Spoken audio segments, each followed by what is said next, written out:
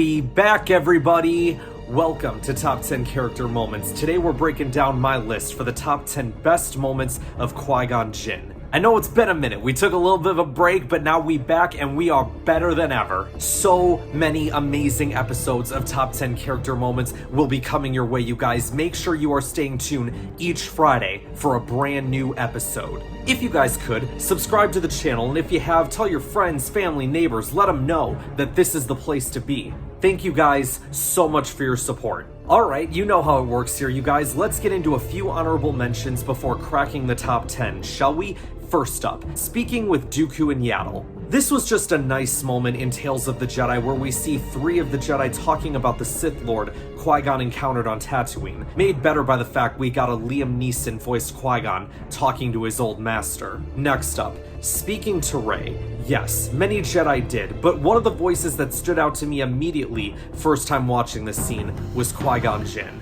And finally, catching Jar Jar's tongue. This was just simply funny. You have this serious Jedi in Qui-Gon Jinn and this funny, clumsy Gungan in Jar Jar. I always enjoyed their scenes together in The Phantom Menace. Alright, you guys, let's get into the top 10 list itself. You guys ready? Here we go. At number 10, giving Obi-Wan wisdom at the start of The Phantom Menace. Keep your concentration here and now where it belongs. Be mindful of the living force, young Padawan. I always enjoyed this scene because you get to see the wisdom of Qui-Gon on display the moment he first appears on screen. At number 9, saving the life of a senator. His master was about to go full dark side mode on a senator, and Qui-Gon wasn't gonna let it happen. He frees the senator's son and begs Dooku to stop, but then in the same breath tells his dad, hey, you don't get out of this that easy either. Just remember, in Attack of the Clones, Mace Windu tells Padme that Dooku couldn't assassinate anyone, cause that's not in his character. Right.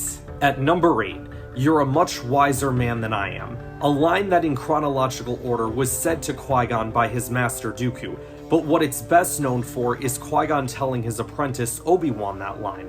But I do like the idea of the current master seeing more potential in the apprentice than himself. At number 7, standing up for Anakin on the Jedi Council. After the Council says that Anakin can't be trained, he's like, okay, I'll train him then. Everyone thought of Anakin as a problem, including Obi-Wan, but not Qui-Gon. He knew that Skywalker was the chosen one and wasn't gonna let him not get trained. At number 6, his duel with Darth Maul on Naboo. Duel of the Fates. Anakin's future is in the balance. Unfortunately, Qui-Gon dies and Anakin gets a brother as a master instead of a father, and causes Anakin to eventually turn to the dark side when he relies on Palpatine. But I ain't here to talk about all that.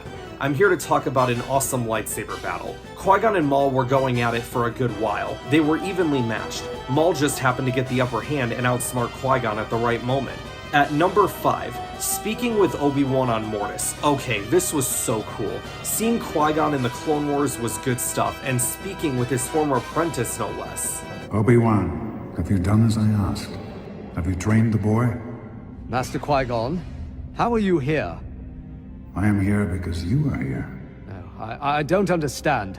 What is this place? Unlike any other, a conduit through which the entire force of the universe flows. At number 4, speaking with Anakin on Mortis. I love this scene as well because Qui-Gon foreshadows what happens to Anakin. Do you believe you are the chosen one? How can I know?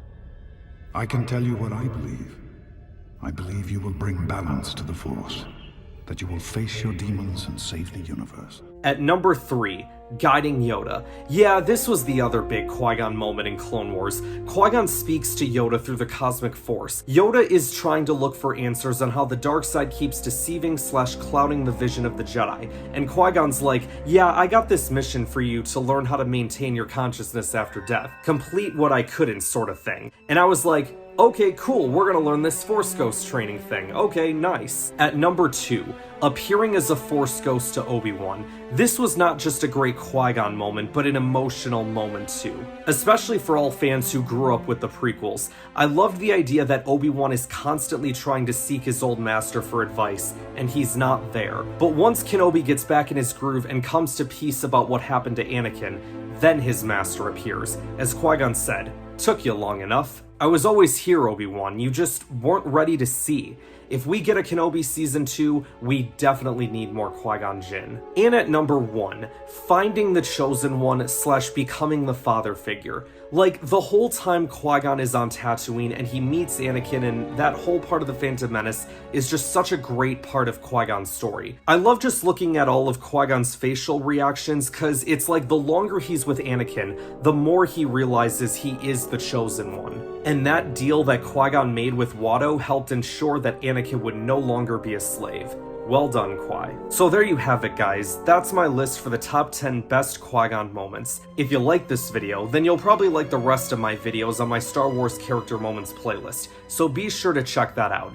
Next week, I'll be breaking down my picks for the top 10 best moments of Will Turner. Thank you all for watching, like and subscribe, and I'll see you guys next week. Always remember, your focus determines your reality.